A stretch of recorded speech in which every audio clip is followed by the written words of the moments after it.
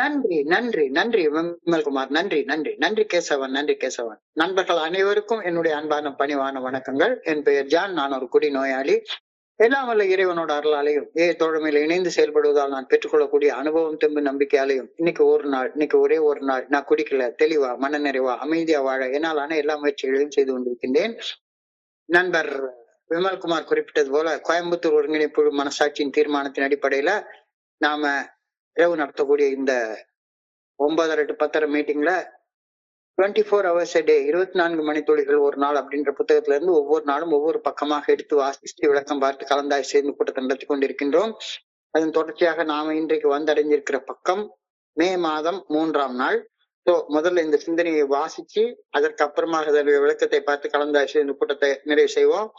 So இந்த சிந்தனையை வாசிப்பதற்கு மே 3 சிந்தனையை வாசிப்பதற்கு நண்பர் விமல்குமார் அவர்களை பணிவோடு அழைக்கிறேன். ஓடி விமல்குமார், மே 3. Thank you, thank you. நன்றிங்க சார், நன்றிங்க சார். 24 மணித்துளிகள் ஒரு நாள், மே 3. ஏய தோழமையின் இன்றைய சிந்தனை. எளிமையாக செயல்பட ஏய தோழமை நமக்கு கற்பிக்கின்றது. நிகழ்காலத்தில் இளைப்பாறவும் கடந்த காலம் மற்றும் எதிர்காலம் குறித்து கவலைகள் விட்டொழிக்கவும் ஏய தோழமையில் நாம் கற்றுக்கொள்கின்றோம். நமது வெறுப்பு, மனக்கசப்பு, வன்மம், பகை, வெஞ்சனம் ஆகிய குணக்கோளாறுகளை அகற்றவும் நம் சக மனிதர்களை குறை கூறுவதற்கு பதில் அவர்களுக்கு பணி செய்யவும் நாம் ஏய தோழமையில் கற்றுக்கொள்கின்றோம். இதுவே எளிமையாக செயல்படு என்ற சொற்றொடருக்கு ஏய தோழமை கூறும் அர்த்தமாகும். எனவே நமது எஞ்சிய வாழ்நாட்களில் நாம் எளிமையாக செயல்பட முயற்சிக்க வேண்டும். இளைப்பாறவும் கவலைகளை அகற்றவும் சக மனிதர்களுக்கு பணி செய்யவும் இறையர் பேராற்றலின் நல்ல ஒழுங்கான வழிகாட்டுதலை நம்பவும் நாம் முயற்சி செய்ய வேண்டும். இனி என் எஞ்சிய வாழ்நாட்களில் எளிமையாக செயல்படுதல் என்பது என் வாழ்வின் குறிக்கோளாக இருக்குமா? இன்றைக்கான தியானம். பிறர் எனக்கு ஏற்படுத்திய காயங்களுக்காக அவர்களை உண்மையாக மன்னிக்கும் முன்னர் என்னை நானே மன்னித்துக் கொண்டாக வேண்டும். இவர்கள் செய்தது தவறு என்ற சிந்தனை என்னுள் எழும்போது என்னையே நான் முதலில் அந்த தவறுக்கு காரணமாக முன்னிறுத்தி சிந்திக்க வேண்டும். தன்னலம் பிறரை மன்னிப்பதை ஒருபோதும் ஏற்காது. எனவே தன்னலத்தை விட்டு ஒழித்தாக வேண்டும். எனக்கு காயம் ஏற்படுத்தியவர்கள், என்னை இகழ்ந்தவர்கள் ஆகியோரை மன்னிக்க முயல்வதை நிறுத்த வேண்டும். ஏனென்றால் இந்த வகையாக எனக்கு ஏற்பட்ட காயங்களை பற்றியே சிந்தித்துக் கொண்டு இருப்பது தவறு. என்னையே நான் வெற்றி கொள்ள முயன்று தினசரி வாழ்வில் அதை செய்து முடித்தால் என் காயங்கள் என் ஞாபகத்துக்கு வரவே வராது. ஏனெனில் நான் காயப்பட மூல காரணமாக இருந்த என் தன்னலத்தன்மைதான் என்னை விட்டு போய்விட்டதே. இன்றைக்கான பிரார்த்தனை. எவ்விதமான வெறுப்பையும் நான் எனக்குள் கொண்டு இருத்தல் ஆகாது என அன்புடன் வேண்டுகின்றேன். பல வெறுப்புகள், மனக்கசப்புகள், அச்சங்கள் ஆகியவை என்னை விட்டு அகலவும் என் உள்ளம் சுத்தமாக தூய்மைப்படுத்தப்படவும் வேண்டும் என பணிவுடன் வேண்டுகின்றேன். சார், நன்றிங்க சார். நன்றி, நன்றி, நன்றி, நன்றி, நன்றி, நன்றி விமல்குமார், நன்றி விமல்குமார். நண்பர்கள் அனைவருக்கும் மீண்டும் ஒரு முறை என்னுடைய அன்பான பணிவான வணக்கங்களை தெரிவித்துக் கொள்றேன். என் பெயர் ஜான். நான் ஒரு குடி நோயாளி. எல்லாம் வல்ல இறைவனோட அருளாலையும் தோழமையில இணைந்து செயல்படுவதால் நான் பெற்றுக்கொள்ளக்கூடிய அனுபவம் தெம்பு நம்பிக்கையாலையும் இன்னைக்கு ஒரு நாள், இன்னைக்கு ஒரே ஒரு நாள் நான் குடிக்கல, தெளிவா மன நிறைவா அமைதியா வாழ என்னாலான எல்லா முயற்சிகளையும் செய்து கொண்டிருக்கின்றேன். நேற்றுக்கு ஈஸி டஸ் இட் பத்திய ஒரு சிந்தனையை பார்த்தோம். இன்னைக்கும் அந்த சிந்தனையுடைய தொடர்ச்சி தான் இன்னும் கொஞ்சம் ஆழமாக கொடுக்கப்பட்டிருக்கிறது.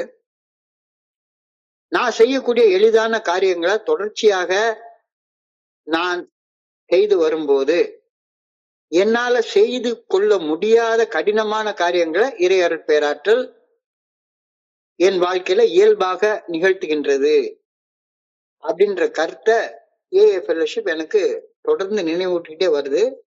இது ஏஏ தோழமையுடைய அடிப்படை அணுகுமுறையாகும்.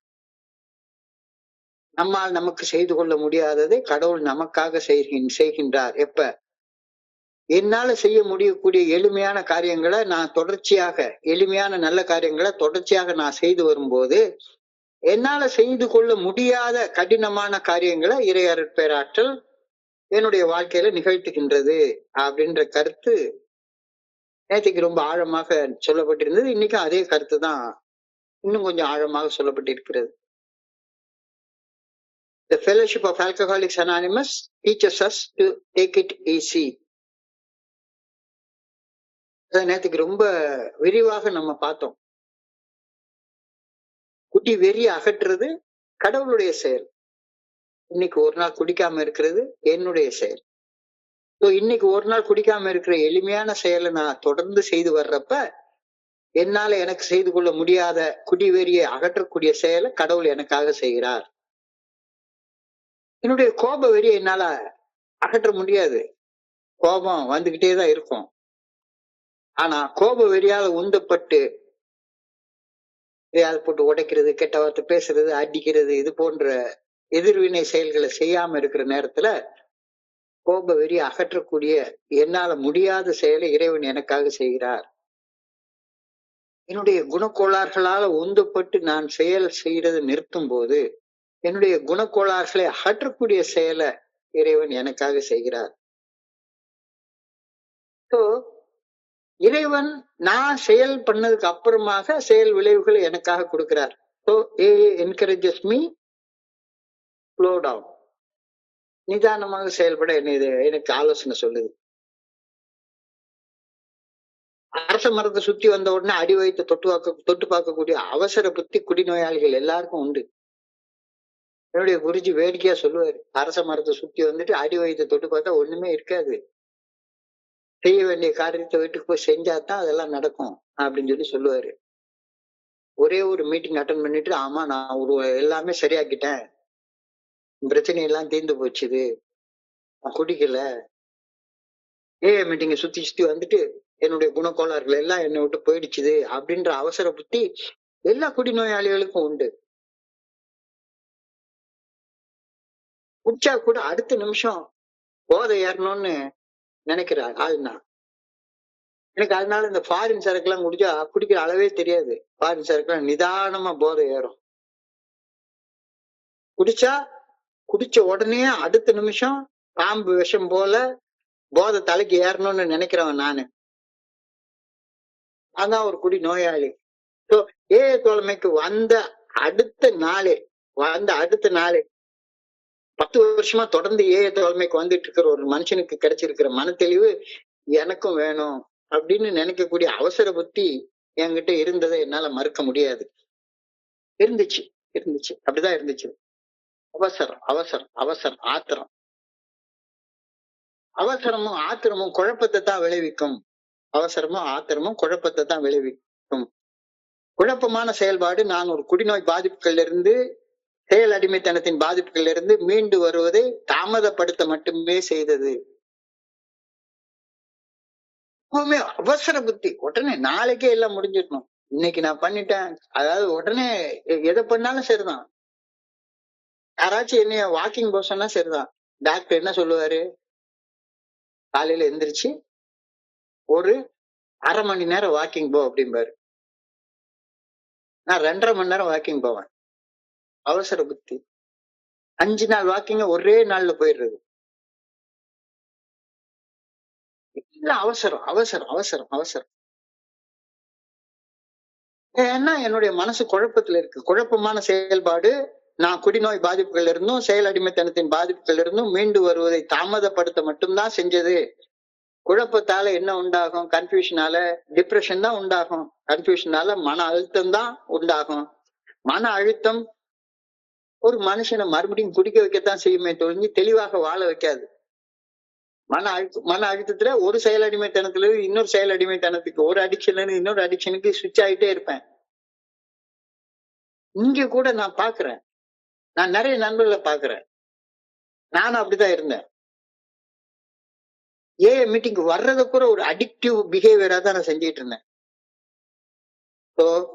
மன அழுத்தம் மட்டும்தான் குழப்பத்தால் உருவாகும். மன அழுத்தம் ஒரு மனுஷனை இன்னொரு செயல் அடிமையாகத்தான் வாழ வைக்கும்.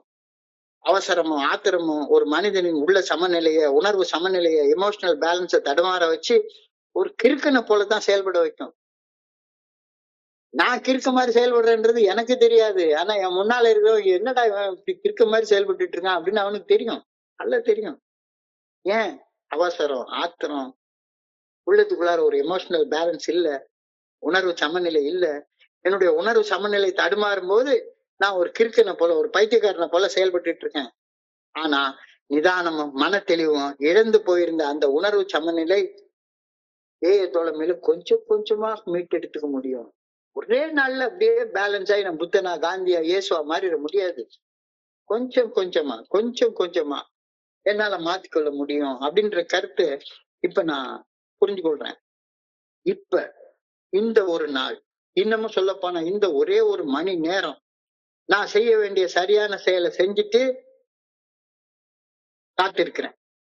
காலப்போக்குல கடவுள் என்னுடைய வாழ்க்கையில நான் செய்திருக்கவே முடியாத கடினமான காரியங்களை சுலபமாக செய்து முடித்திருக்கிறார். இது ஒரு உறுதியான நம்பிக்கை. இது ஒரு உறுதியான நம்பிக்கையை எனக்குள்ளார வளர்த்துட்டே வருது. ஏன் கரெக்டா 9:30 மணிக்கு இது வரணும் அப்படின்னு சொல்லி இந்த இடத்துக்கு நான் வர்றேன்? ஏன் வர்றேன்? ஒரு நாள், இன்னைக்கு ஒரு நாள், இன்னைக்கு ஒரு நாள். இன்னமும் சொல்ல போனா இந்த ஒரு மணி நேரம் நான் செய்ய வேண்டிய சரியான செயலை செஞ்சுட்டு நான் காத்திருக்கிறேன். நாளைக்காக காத்திருக்கிறேன். காலப்போக்குல கடவுள் என்னுடைய வாழ்க்கையில நான் எனக்காக செய்து கொள்ளவே முடிஞ்சிராத சில கடினமான காரியங்களை எளிமையாக எனக்காக செஞ்சு காட்டுறாரு. இது ஒரு உறுதியான நம்பிக்கை எனக்குள்ளார வளர்க்குது தானே. அந்த நம்பிக்கையோட தானே தொடர்ந்து நான் இங்க வந்துட்டே இருக்கிறேன். குழப்பமான சிந்தனை, செயல் அடிமைத்தனத்தின் பாதிப்புகள்ல இருந்து என்ன தாமதப்பட வைக்கதான் மட்டும்தான் செய்யும். Confused thought, confused. இப்ப பார்த்தாலும் மனசுல ஒரு மனத்தவனாக சிந்திக்கிறதே கிடையாது. காலையில கடவுள் இருக்காருன்னு மத்தியானத்துக்கு அப்புறம் இன்னொருத்தர் வேற ஏதோ ஒரு கருத்து சொல்லுவாரு, அந்த கருத்தை ஏற்றுக்கிட்டு கடவுள் இல்லாம இன்னும் 1 மணி நேரம் கழிச்சு கடவுள் இருந்தா இருந்துட்டு போறாரு, இல்லைன்னா இல்லாம இருந்துட்டு போறாரு, நமக்கு என்ன அப்படின்னு சொல்லி ஒரு ஒரு மாதிரி வித்தியாசமாக ஒரு குழப்பமான மனநிலையிலேயே ஒரு சீரான சிந்தனையில என்னால வாழவே முடியாது. குழப்பமான சிந்தனை, செயல் அடிமைத்தனத்தின் பாதிப்புகள் இருந்து நான் மீட்படைவதை தாமதப்படுத்த மட்டும்தான் செய்யும். செயல் விளைவுகளை குறித்து எனக்கு என்ன நடக்குமோ, எனக்கு என்ன நடக்குமோ அப்படின்றத குறிச்சு அதீதமாக சிந்தித்து கொண்டே இருப்பது மன அழுத்தத்தை தவிர வேற எதையும் எனக்குள்ளார உருவாக்காது. டிப்ரெஸ்ட் ஸ்டேட் ஆஃப் மைண்டுக்கு தான் என்னை கொண்டு போயிட்டே இருக்கும். மன அழுத்தம் எனக்குள்ளார இருக்கும் குடிநோய் மற்றும் செயல் அடிமைத்தனத்தை மீண்டும் மீண்டும் தலை தூக்க வச்சுக்கிட்டே இருக்கும். டிப்ரெஷனா இருக்கிற நேரத்துல எனக்கு என்ன செய்யறதுன்னு தெரியாது. என்ன செய்யறதுன்னே தெரியாது. போய் ஒரு குவார்டர் பாட்டில் குடிச்சிட்டு வந்துடலாம்னு தோணும். ஏதாவது ஒரு சினிமாவுக்கு போயிட்டு வந்துடலாம், ஒரு டீயை குடிச்சிட்டு வந்துடலாம், ஒரு சிகரெட்டை அடிச்சுட்டு வந்துடலாம். இது மாதிரிதான் சிந்திக்க தோணுமே ஒழிஞ்சு அந்த மன அழுத்தம் போறதுக்கு இந்த மொமெண்ட்ல ஒரு சரியான செயலை செய்யணும் அப்படின்னு சிந்திக்கவே தோணாது. எந்த செயலை நான் அடிக்டிவா செய்யறேனோ அந்த செயலை செய்யத்தான் தோணும். மன அழுத்தம் உண்டானா உடனே மீட்டிங்ல போய் உட்கார்ந்தா என் மன அழுத்தம் போயிடும் அப்படின்னு சிந்திக்க தோணும். கொஞ்ச நேரத்துக்கு மன அழுத்தம் போன மாதிரியான ஒரு பொய் தோற்றம் கிடைக்குமே ஒழிஞ்சு மன அழுத்தம் எப்ப போகும்? ஒரு சரியான செயலை செஞ்சா மட்டும்தானே போகும். இது தெளிவாக இன்னைக்கு சொல்றாங்க. என்னுடன் வாழும் என்னுடைய சக மனிதர்களின் சிந்தனை, பேச்சு, செயல் ஆகியன உருவாக்கும் கட்டுப்பாட்டை நான் அனுமதிக்கவே கூடாது. ஒவ்வொருத்தரும் ஒரு ஒரு மாதிரி சொல்லுவாங்க. நான் இன்னைக்கு இது ஒரு பெரிய புத்தக வாசிப்பு குழு அப்படின்ற ஒரு குழுல இருக்கிறேன். ஒவ்வொருத்தரும் ஒரு ஒரு வரியை பார்த்தா ஒவ்வொருத்தரும் அவங்களுடைய கோணத்துல சிந்திக்கிறாங்க, அவங்க கோணத்துல பேசுறாங்க, அவங்க கோணத்துல செயல்படுறேன்னு சொல்றாங்க. தான் செயல்படுவது அது மட்டும்தான் சரி அப்படின்னு உறுதியாக நம்பிக்கொண்டிருக்கிறாங்க. உடனே நானும் அடுத்தவங்க அவங்க மனசாட்சிக்கு சரின்னு தோன்ற விஷயத்த நானும் அப்படியே ஏற்றுக்கொண்டு செஞ்சேன் அப்படின்னு சொன்னா என் வாழ்க்கை என்னுடைய கட்டுப்பாட்டை மீறி போயிடும் அப்படின்ற கருத்து இன்னைக்கு சொல்றாங்க. கொஞ்சம் ஆழமாக சிந்திக்க வேண்டிய கருத்து. ஒவ்வொரு மனிதரும் அவரவர்களது நம்பிக்கையின்படி வாழட்டும். Let them live in their faith. நான் என்னுடைய நம்பிக்கையின்படி வாழ்ந்து விட்டு போகிறேன். Live and let live. வாழ விடு. அவங்க நம்பிக்கையின்படி வாழட்டும். நீ உன்னுடைய நம்பிக்கையின்படி வாழு. Live and let live. இதுல என்ன பெரிய பிரச்சனைன்னா அடுத்தவங்க நம்பிக்கையின்படி வாழ விட்டாதான் அவங்க உன்னுடைய நம்பிக்கையின்படி உன்னை வாழ விடுவாங்க. அதே மாதிரி நீ உன்னுடைய நம்பிக்கையில உறுதியாக வாழ்ந்தா மட்டும்தான் நீ அடுத்தவனை வாழ விடுவ. இல்லாட்டி பண்ண என் பொண்டாட்டிய கூட அவங்க நம்பிக்கையின்படி வாழ நான் விட மாட்டேன். என்னுடைய மனசுல பதட்டத்தை குறைத்து நிதானமாக செயல்பட இந்த லிவ் அண்ட் லெட் லிவ் அப்படின்ற அந்த கோட்பாடு எனக்கு உதவி செய்து வழிவகுக்குது அப்படின்ற கருத்தை இன்னைக்கு சொல்லியிருக்காங்க. அப்ப முழுமை அடைஞ்சதுக்கு அப்புறம்தான் என்னுடைய வாழ்க்கையை நான் வாழ முடியும் அப்படின்ற கருத்தை ஏஐ தோழமை ஸ்மாஷ் பண்ணிடுது. ஏஐ தோழமையில progress it's our aim, not perfection. Progress, நேத்தையோட மேம்பட்ட வாழ்க்கை வாழணும், அவ்வளவுதான். அதான் நம்மளுடைய நோக்கம். முழுமையான வாழ்க்கை, புத்தர் வாழ்ந்த வாழ்க்கை, ஜீசஸ் வாழ்ந்த வாழ்க்கை, ராமகிருஷ்ண பரமஹம்சர் வாழ்ந்த வாழ்க்கை, திருமூலர் வாழ்ந்த வாழ்க்கை, திருவள்ளுவருடைய வாழ்க்கை நான் வாழ வேண்டிய அவசியம் இல்லை, வாழ முடியவும் முடியாது. ஆனா நேத்தைக்கு நான் வாழ்ந்த வாழ்க்கையை விட இன்னைக்கு ஒரு படி, ஒரு இன்ச்சு, ஒரு மில்லிமீட்டர் மேம்பட்டு என்னால வாழ முடியும். Progress is our aim, not perfection. நமது நோக்கம் முன்னேற்றம், முழுமை அல்ல, முழுமை அல்ல. ஏஐ தோழமை பரிந்துரைக்கும் 12 படிகள் அடங்கிய மீட்பின் செயல் திட்டத்தில் முழுமை அடைவது, அது ஆன்மீக விழிப்புணர்வு நிலையை அடைவது, புத்த நிலையை அடைவது, தன்னுணர்வை அடைவது, நிலையை அடைவது, அது கடைசி. அது இல்லை நம்முடைய நோக்கம். இந்த 12 படிகள் அடங்கிய மீட்படையும் செயல் திட்டத்தின் பாதையில முன்னேறி செல்வது மட்டும்தான் நம்முடைய நோக்கம், செயல் நோக்கம் அப்படின்னு தெளிவா சொல்லியிருக்காங்க. இலக்கை அடையவே முடியாது அப்படின்ற அவநம்பிக்கை தான், வேண்டாம் இங்கதான் இலக்கை அடைய முடியாது, அப்புறம் எதுக்கு இங்க வேலை பார்த்துக்கிட்டு, பேசாம நம்ம வேலையை பார்த்துட்டு நம்ம போவோம் அப்படின்னு பயணத்தை நிறுத்தி விட்டு மீண்டும் பழைய பாதையாகிய செயலடிமைத்தனத்தின் பாதைக்கு போறது இயல்பாக நடந்துருது. அவர் நம்பிக்கை வேண்டாம், நேற்றை விட இன்னைக்கு பெட்டர், இன்னைக்கு விட நாளைக்கு பெட்டரா இருப்பேன், நாளை விட நாளை மறுநாள் பெட்டரா இருப்பேன் அப்படின்றதுதான் நம்முடைய நோக்கம் அப்படின்னு தெளிவா சொல்லியிருக்காங்க. ஸோ செயலடிமைத்தனம் என்னை இரு எல்லைகளில வாழ வைக்கும். ஒண்ணு வளர்த்தா குடுமி, சிறைச்சா மொட்டை, இந்த 2 எல்லைகள்ல தான் வாழ்ந்து கொண்டிருப்பேன். ஒண்ணு கவலையில மூழ்கி குடிப்பேன், இல்லைன்னா எந்த வகையான கவலையும் இல்லாம குடிப்பேன்.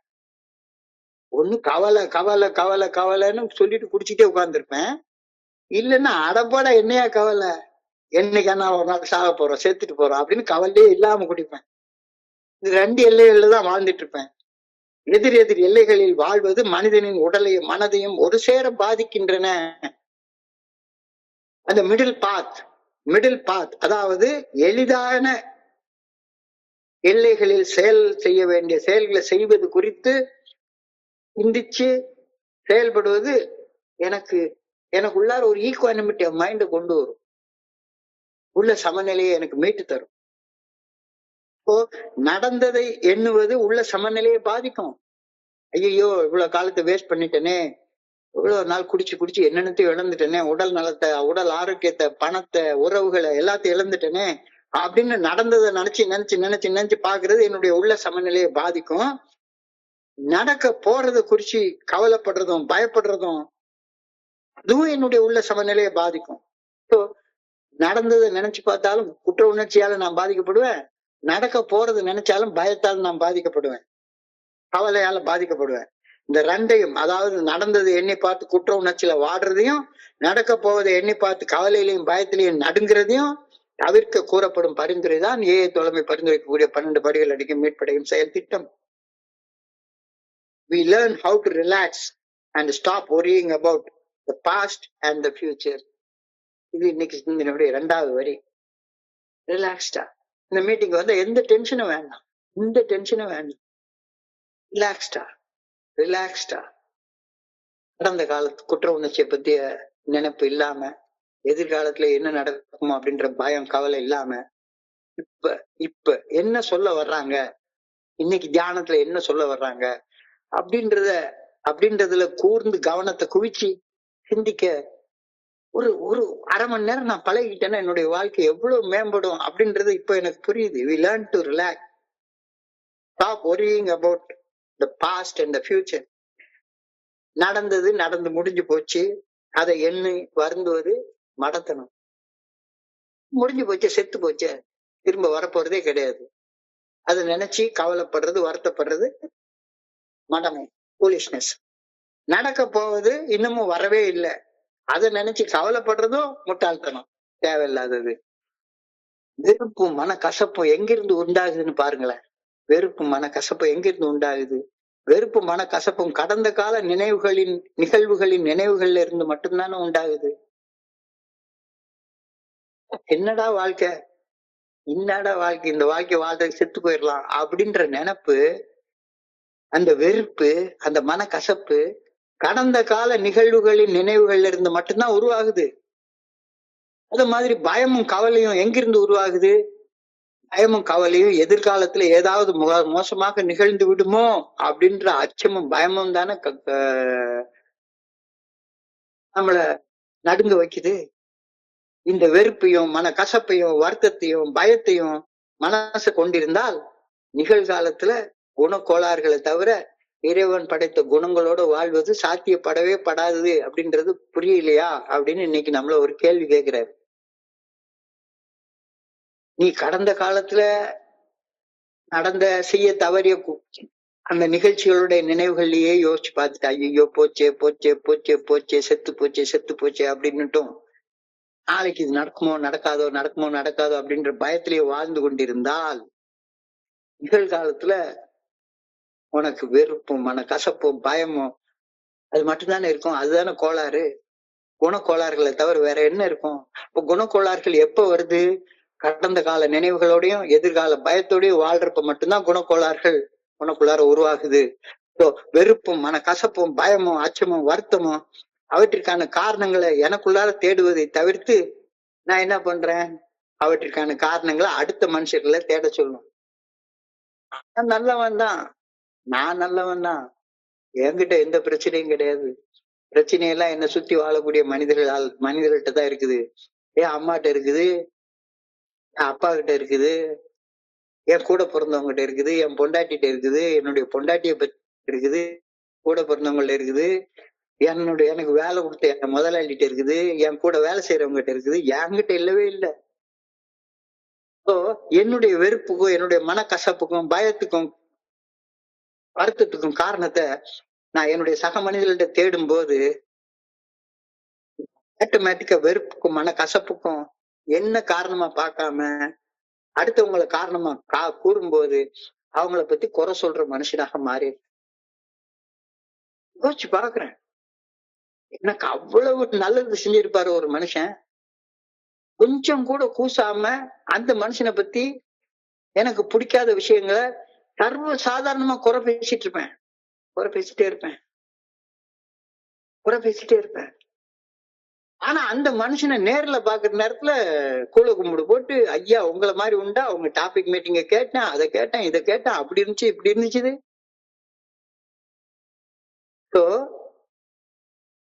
அடுத்தவங்களை பத்தி குறை சொல்ற மனுஷனாக இருக்கிற நேரத்துல அவங்களுக்கு பணி செய்யக்கூடிய மனுஷனாக நான் எப்படி இருக்க முடியும்? கொஞ்ச நேரம் யோசிச்சு பார்ப்போங்க. நான் அடுத்தவங்களுக்கு பணி செய்யறேன் அப்படின்னா ஒரு மனுஷனை பத்தி நான் குறை சொல்லிக்கிட்டே உட்கார்ந்துருக்கேன்.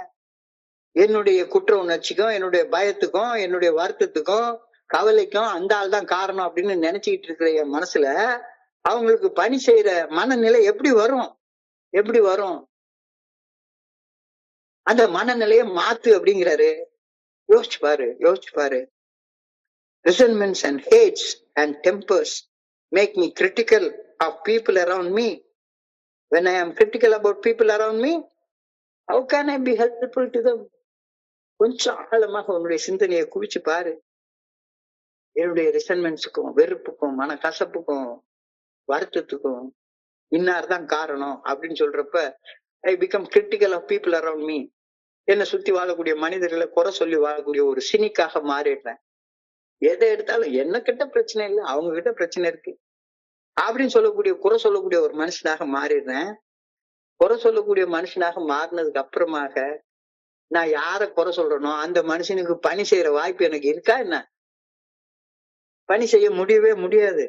So they asked me to give up resentments, hates and tempers so that I may stop being critical. When I stop being critical, I can only help them. Then only I can help them. Formula very clear இருக்குல்ல, ரொம்ப சிம்பிளா இருக்குல்ல. Formula is very very very clear, simple. ரொம்ப அழகா கொடுத்துட்டாங்க.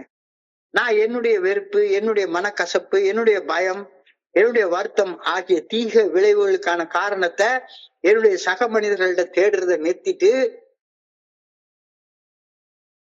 எனக்குள்ளார அந்த காரணத்தை நான் தேடணும். அப்பொழுது எனக்கு என் சக மனிதர்கள் மேல உள்ள வெறுப்பும் மன கசப்பும் கொஞ்சம் கொஞ்சமா குறைய ஆரம்பிக்கும். அவர்களை குறை கூறுவது குறைய ஆரம்பிக்கும். அவர்களுக்கு குறை கூறுறது குறையிற நேரத்துல தான் அவர்களுக்கு பணி செய்வது சரியா இருக்கும். உதாரணத்துக்கு இந்த மீட்டிங்கை பத்திய கிரிட்டிசிசம் நிறைய நடக்குது, நல்லா தெரியுது, என் காதுக்கு கேக்குது. அது எனக்குள்ளார வெறுப்பையும் மன கசப்பையும் உண்டாக்குது. நான் தான் கரெக்டா 9 மணிக்கு வந்து உட்கார்ந்து இங்க வேலை செஞ்சுட்டே உட்கார்ந்துருக்கிறேனே, என்ன ஏன் குறை சொல்றாங்க அப்படின்றப்ப நான் திரும்ப அவங்கள குறை சொல்ல ஆரம்பிக்கிறேன். நான் அவங்கள குறை சொல்ல ஆரம்பிச்சேன்னா நான் அவங்களுக்கு பணி செய்யக்கூடிய வாய்ப்புகளை இழக்கிறேன் அப்படின்னு தானே அர்த்தம். இதை இன்னைக்கு கொஞ்ச நேரம் உட்கார்ந்து கண்ண மூடி யோசிச்சு பார்த்தேன். ஆமா, எவ்வளவு ஆழமான கருத்தை எவ்வளவு எளிமையாக சொல்லிட்டாங்க. That is what easy does it means. That is what easy does it means. வேண்டாம் வேண்டாம், எனக்குள்ளார வெறுப்பு மன கசப்பு இருக்குன்னா அதுக்கு காரணம் நான் தான். தீதும் நன்றும் பிறர் தர வரவே வராது. என்னுடைய வெறுப்புக்கும் மன கசப்புக்கும் கவலைக்கும் வருத்தத்துக்கும் அதுக்கான காரணத்தை எனக்குள்ளார நான் தேடி கண்டுபிடிக்கிற நேரத்துல என்னை சுத்தி வாழ்ற மனிதர்கள் அதுக்கு காரணம் இல்லை அப்படின்றது எனக்கு புரியுற நேரத்துல வெறுப்பு மன கசப்பு குறைய ஆரம்பிக்குது. வெறுப்பு மன கசப்பு குறைய ஆரம்பிக்கிற நேரத்துல சக மனிதர்களுக்கு பணி செய்யக்கூடிய மனநிலை எனக்குள்ளார உருவாகுது. இந்த பணி செய்யக்கூடிய மனநிலையில நான் தெளிவாக சில கருத்துக்களை படிக்கிறேன். அது இல்லைன்னா ஒண்ணுமே புரியாது. அடுத்தவங்களுக்கு நான் பாடம் எடுக்க இங்க வர்றேன் அப்படின்னு சொன்னேன்னா ஒண்ணுமே புரியாது.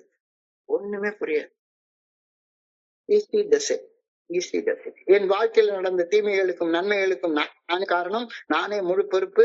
நான் பொறுப்பேற்கும் போது எனக்கு இவன் இந்த தீமையை செய்து விட்டானே என்றோ அல்லது இந்த நன்மையை இவன் எனக்கு செய்ய தவறிவிட்டானே என்றோ கவலைப்படுவதை விட்டு விடுகின்றேன். கவலைப்படுறதை விட்டு விடுறப்ப என் கடன் பணி செய்து கிடப்பதுவே என்பது தெளிவாக புரிய வருது. என் வேலை வரணும், அங்க அவ்வளவுதான். யார் வந்திருக்காங்க வரலங்கிறதுல என் வேலை கிடையவே கிடையாது.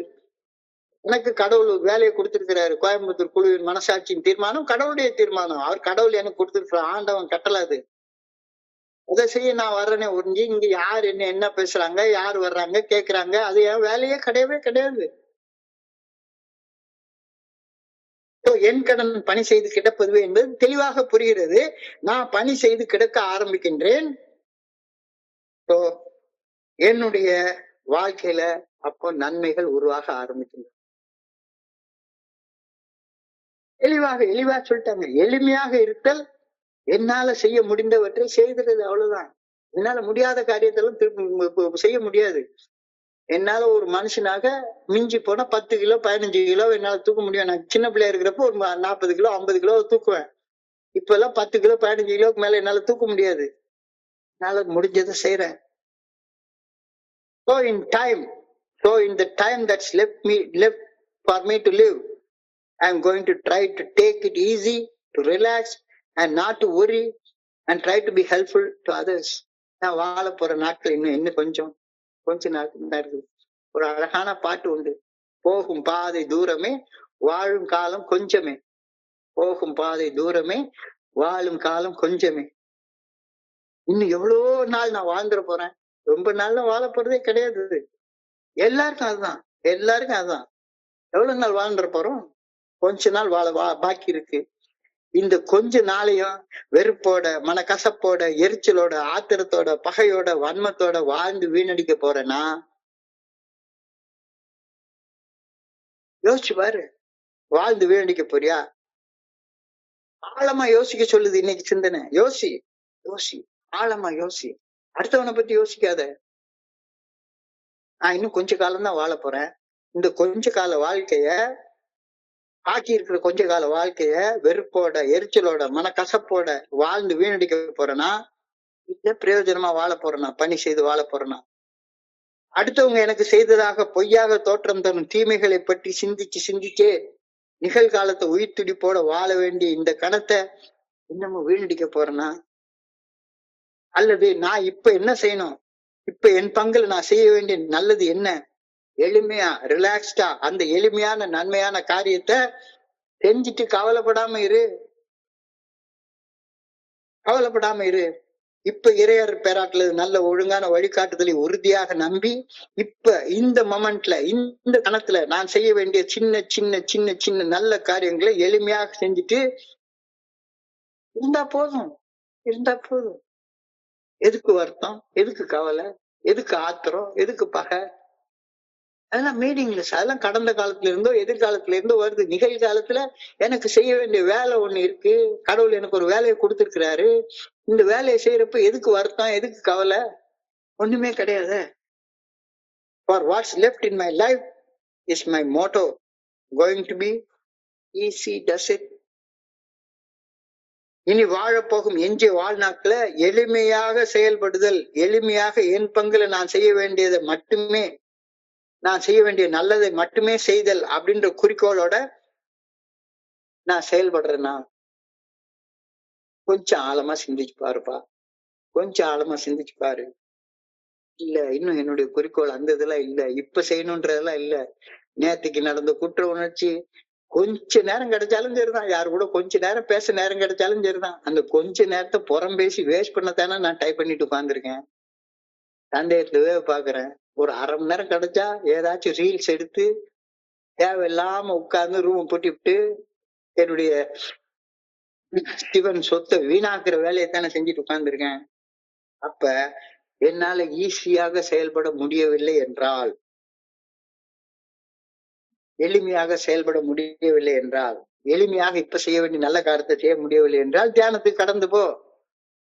என்னுடைய சராசரி மனித மனம் என்னுடைய இன்றைய மோசமான நிலைக்கு நான் காரணம் இல்ல, அடுத்தவங்கதான் காரணம் அப்படின்னு உறுதியாக நம்புது. நான் நல்லவன், அடுத்தவங்க எல்லாம் கெட்டவங்க, அவங்கதான் என்னை இந்த மாதிரி ஆக்கிவிட்டாங்க. இந்த மனநிலையை நான் கடந்து வந்தாகணும்ன்றது உனக்கு புரியலையா? நீ இந்த மனநிலையை கடந்து வரலன்னா உன் மனசுக்குள்ளார வெறுப்பு, மன கசப்பு போகவே போகாதுன்றது புரியலையா? தன்னலம் தன்முனைப்பு என் மனசுல நிறைஞ்சு இருந்தா அடுத்தவங்களை மன்னிக்கிறது எப்படி சாத்தியப்படும்? I must overcome myself before I can truly forgive other people. என்னுடைய நினைப்பு என்ன நினைப்பு இருக்கு உள்ளுக்குள்ளார? நான் இருக்கிற இந்த மோசமான நிலைக்கு நான் காரணம் இல்ல, இவன் காரணம், அவன் காரணம், அது காரணம், இது காரணம், இந்த சூழ்நிலை காரணம் அப்படின்னு நினைச்சிட்டு இருக்கிற நினைப்பு பொழப்பு கெடுத்துரும். அந்த நினைப்பை கடந்து வா. அந்த நினைப்பை கடந்து வந்தாதான் மனிதர்களை மன்னிக்க முடியும். எனக்கு காயம் ஏற்படுத்தியதாக நிறைய மனிதர்களை நான் நினைச்சிட்டு இருக்கேன். அவங்கள மன்னிக்கணும் அப்படின்னா எனக்கு காயத்தை அவங்க ஏற்படுத்திட்டாங்க அப்படின்ற நினைப்புல இருந்து நான் வரணும். எனக்கு காயத்தை நான் தான் ஏற்படுத்திக்கிட்டேன் அப்படின்னு உறுதியாக நீ நம்பணும்.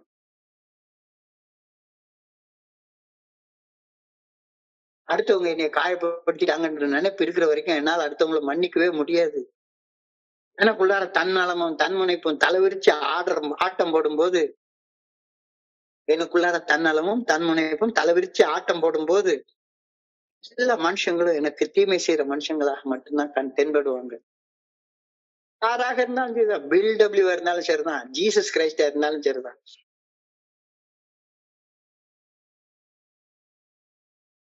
ஒருத்தன் வந்து எழுதியிருக்கான், ஆசையை துறந்து விட வேண்டும் என்று புத்தர் ஆசைப்பட்டார். அவன் நினைப்ப பாருங்களேன், எவ்வளவு நெகட்டிவான திங்கிங்.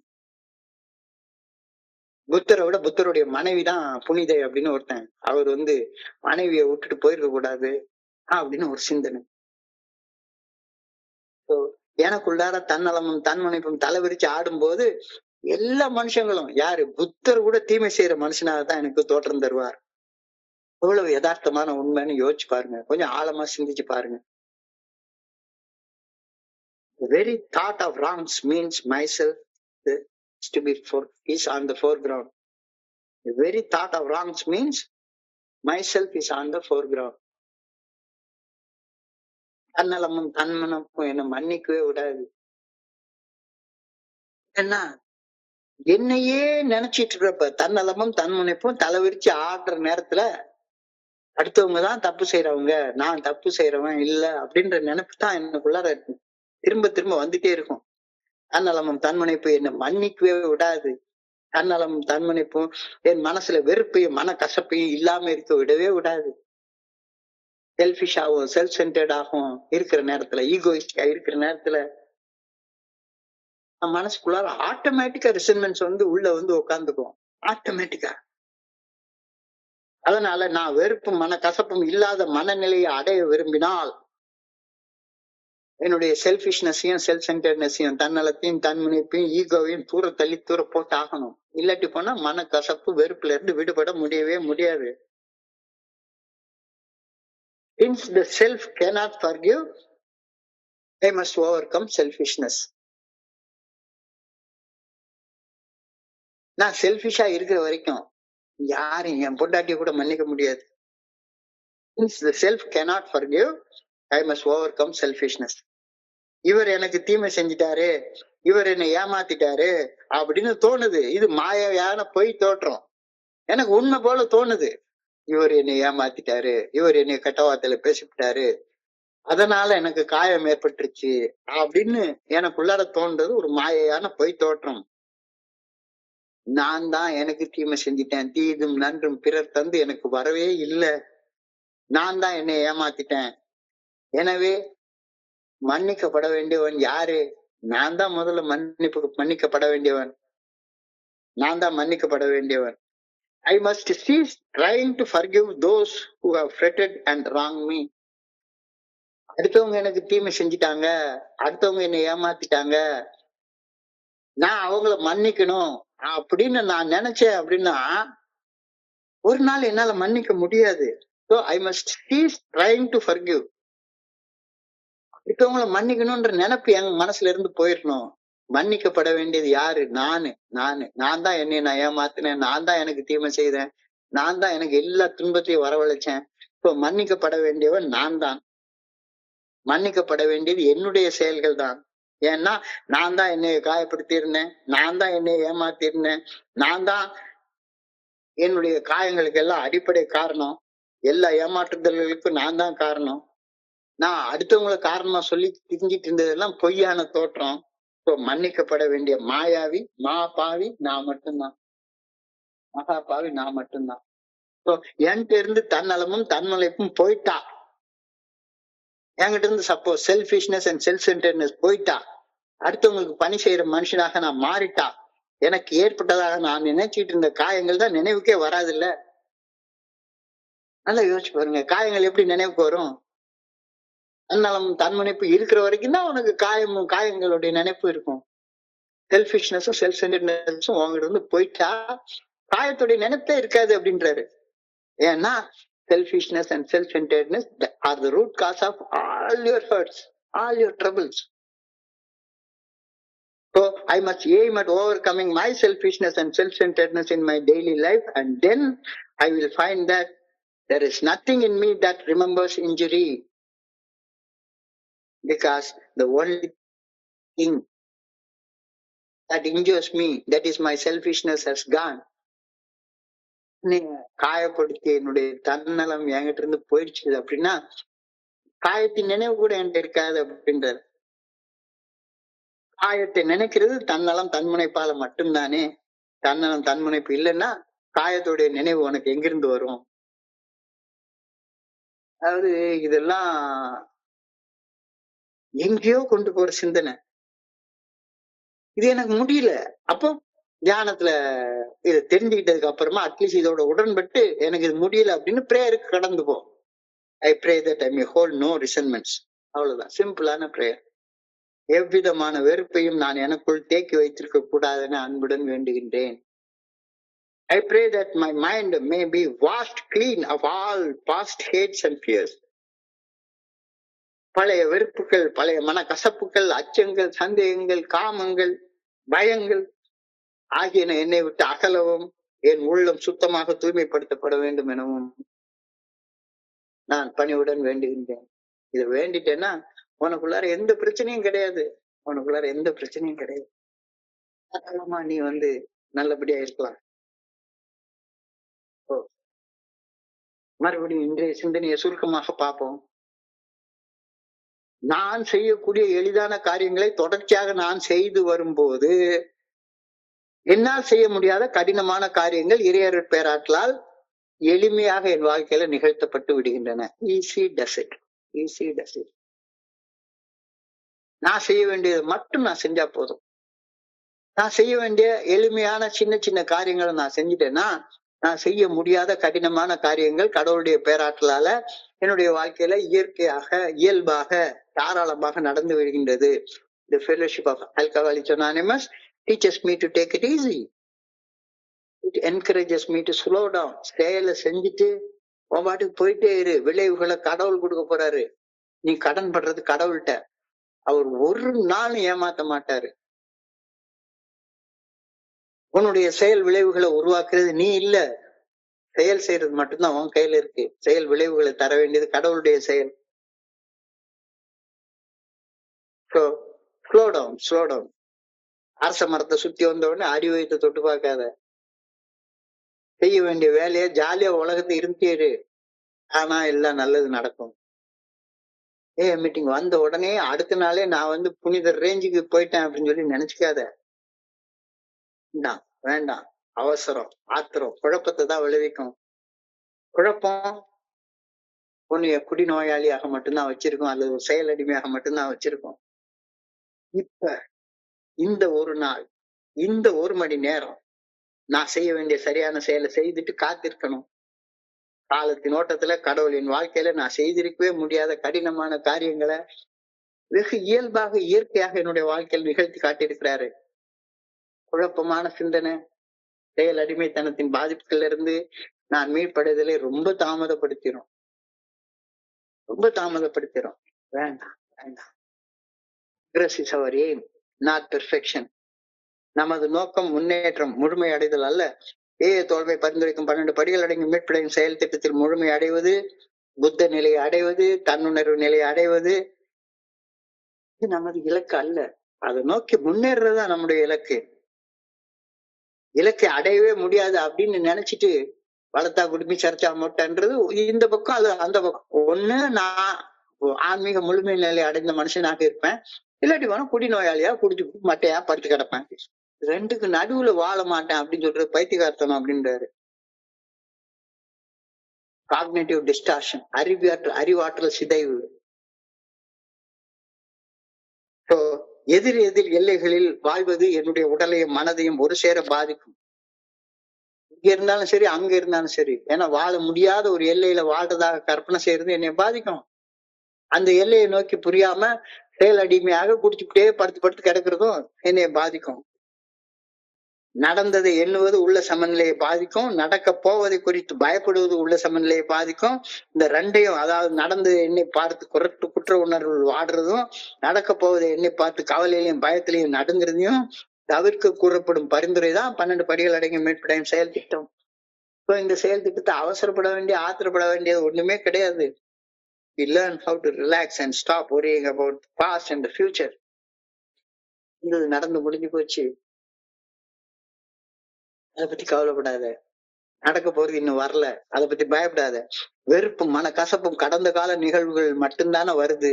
பயமும் கவலையும் எதிர்காலம் எப்படியா இருக்குமோ அப்படின்றதுல இருந்து தானே வருது. ரெண்டு இல்லைன்னா நிகழ்காலத்துல என்ன? சந்தோஷம் மட்டும்தான் மிச்சமா இருக்குது. இப்போ வெறுப்பும் மனக்கசப்பும் அச்சமும் வருத்தமும் அவற்றிற்கான காரணங்களை எனக்குள்ளார தேடுறதை விட்டுட்டு அடுத்தவங்க தான் காரணம்னு தேடுனா அடுத்தவங்களை குறை சொல்லத்தானே தோணும்.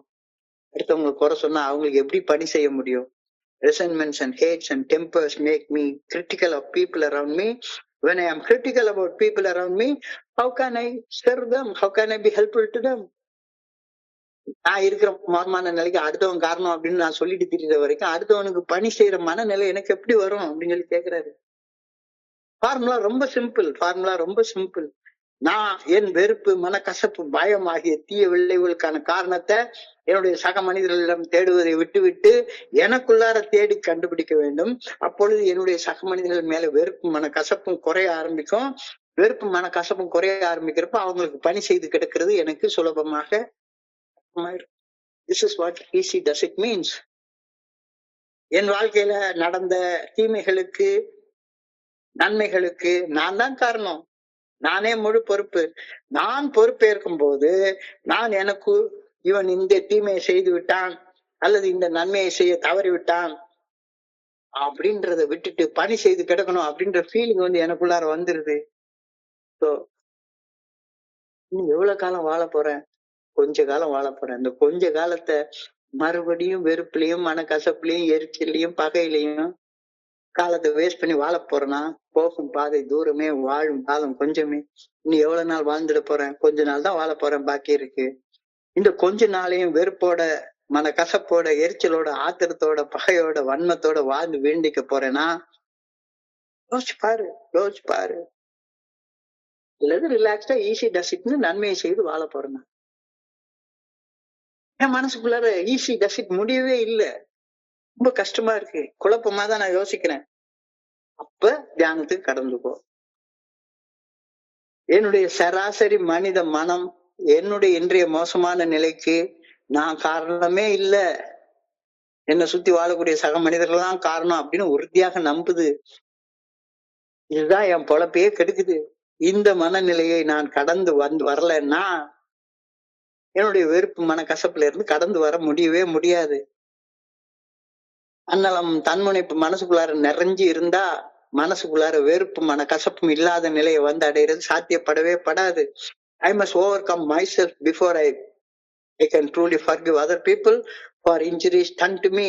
The self cannot forgive injuries. எனக்குள்ளார தன்னலமும் தன்முனைப்பும் தலைவிரிச்சு ஆடுற நேரத்துல எல்லா மனுஷங்களும் தீமை செய்யற மனுஷங்களாகத்தான் எனக்கு தெரியும். புத்தர் கூட தீமை செய்யறவராதான் தோணுவாரு. எனக்குன்னு ஒரு கடவுளை உருவாக்கி வச்சுக்கிட்டு, எனக்குன்னு உள்ளுக்குள்ளார ஏதோ ஒரு நம்பிக்கை உருவாக்கி வச்சுக்கிட்டு, அடுத்த கடவுள் எல்லாம் மோசம், என் மதம் தான் சரியானது அப்படின்னு உள்ளுக்குள்ளார நானே தன்னலத்தோடையும் தன்முனைப்போடையும் உட்கார்ந்து அதை செய்ய போறேன், இதை செய்ய போறேன் அப்படின்னு என்ன நானே ஏமாத்தி அலைஞ்சிட்டு இருப்பேன். The very thought of wrongs means myself is in the forefront. எனக்கு அடுத்தவங்க தீமை செய்துட்டாங்க அப்படின்ற நினைப்பு என் மண்டைக்குள்ளார வந்துச்சுதானா, நான் தன்னலத்தையும் தன்முனைப்பையும் எனக்கு முன்னால வச்சிருக்கேன் அப்படின்றதுதானே அதுக்கு அர்த்தம். தன்னலம் தன்முனைப்பை என்னை மன்னிக்க விடாது.